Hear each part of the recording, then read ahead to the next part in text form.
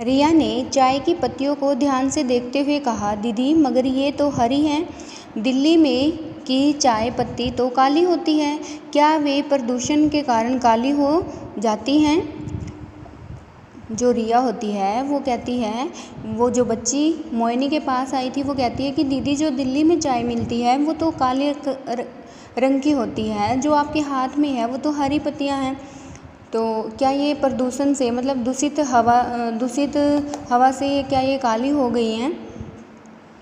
रिया की बात सुनकर मोहिनी, मोगू और उसकी माँ तीनों हंस दिए। मोहिनी की माँ ने मोहिनी से कहा, मोहिनी तू रिया को चाय की पत्ती के बारे में बताओ, तब तक मैं और मोगू बाजार से सामान लेकर आते हैं। मोहिनी रिया को चाय के बारे में बताने लगी। रिया जो चाय की पत्ती तुम दिल्ली में खरीदती हो वह भी इन बागानों से ही आती है। हम इन पहाड़ों पर चाय की खेती करते हैं।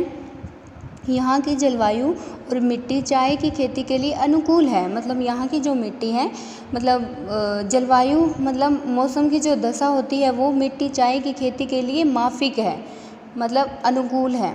ठीक है। चाय की खेती के लिए सबसे पहले मिट्टी को जोतकर खेत तैयार किए जाते हैं, फिर उसमें चाय की बीज या कलमें रोप दी जाती है, मतलब लगाई जाती हैं। कुछ दिनों बाद पौधे बढ़ने लगते हैं। चाय के पौधे 2 से 2.5 फुट होते हैं। इनकी पत्तियों को लगातार तोड़ा जाता है ताकि पौधों की ऊंचाई अधिक न बढ़े। पौधे की केवल ऊपरी 2 छोटी व कोमल पत्तियां ही तोड़ी जाती हैं, और वह भी केवल हाथ से। इन पत्तियों को हम चाय कारखानों में भेज देते हैं। चाय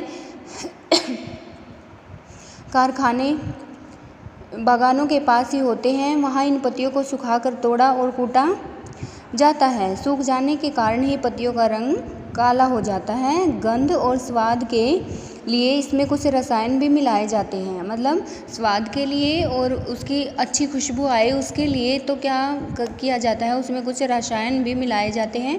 फिर इन्हें डिब्बों में सीलबंद करके बाज़ार में बिकने के लिए भेज दिया जाता है। फिर वो क्या करते हैं, सीलबंद डिब्बों में, मतलब ढक्कन वाले डिब्बे जो होते हैं उसमें बंद करके बाज़ार में बिकने के लिए भेज दिया जाता है।